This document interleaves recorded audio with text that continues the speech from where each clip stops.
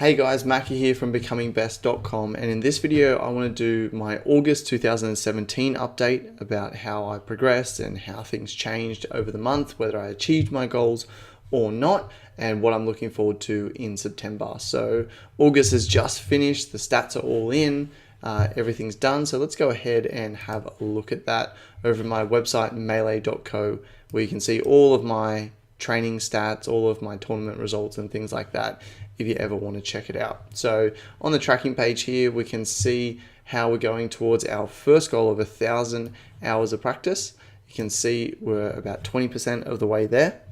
We did just achieve our goal of 60 hours of practice in August. I thought I was an hour behind, but I had miscalculated, and when I redid the calculations, turned out I did actually achieve the goal. So that's great. 2 months in a row I was able to achieve my practice goal. So that's great. But what does that mean? Like, how has that affected results? Well, it's actually affected results pretty good. So let's go ahead and we'll zoom in so you can see. So this is my ELO score. So if we look at my ELO at the end of July, we can see it was 1525.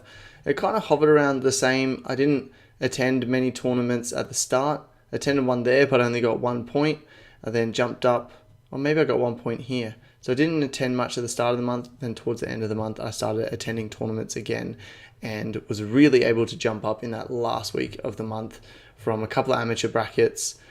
This might be slightly inflated, but it's good to see. This is the highest ELO that I've had as Jigglypuff since I started tracking all the way back here in April 2017, towards the end of April there. So that's really great growth.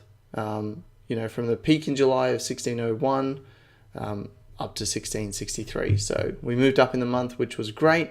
Then we'll go and have a look at our ranking. So we started at 197, but end of June, end of July we're at 110. This should have been updated. I don't know why this hasn't been updated. Okay, I've gone ahead and fixed that up now. So we can see that at the end of July, I was 110th. So my goal was top 100 in Australia, and I jumped quite significantly here. A lot of people dropped off the rankings because if you're inactive for 3 months, you drop off. So I kind of just jumped about 20 places, not really warranted, I don't think. Because if you look, okay, my ELO moved up a little bit, but not enough to get this many places. So people dropped off.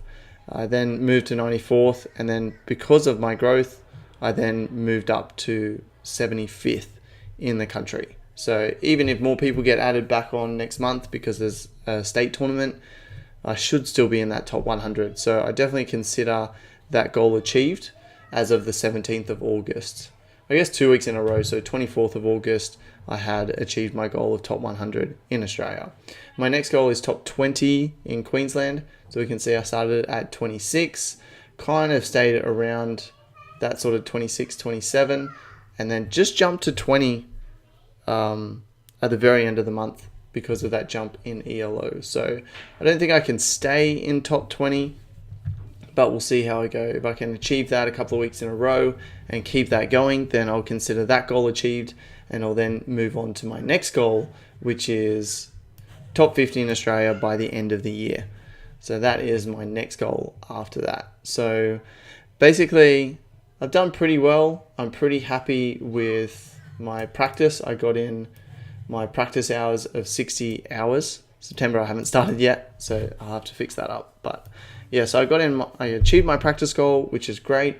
I achieved my goal of top 100 in Australia and far surpassed that. And I'm even knocking on the door of my next goal, which is top 20 in Queensland. So we want to achieve that goal. When do we want to achieve that? By the end of September. So basically we just need to stay top 20, and then we can work towards this goal of top 50 in Australia by the end of the year. So yeah, super excited, really happy with how the month went. I put in a lot of work. I'm getting better at doing longer hours of practice, but being more focused when I'm practicing. The practice seems to be paying off. I only really beat one person who was better than me, being Bra. I beat him. I haven't really taken any other names, haven't really done anything else that was majorly significant. I did beat Blasco a couple of times, who, I've gone 50-50 with in the past. He's probably the second best person that I've beat.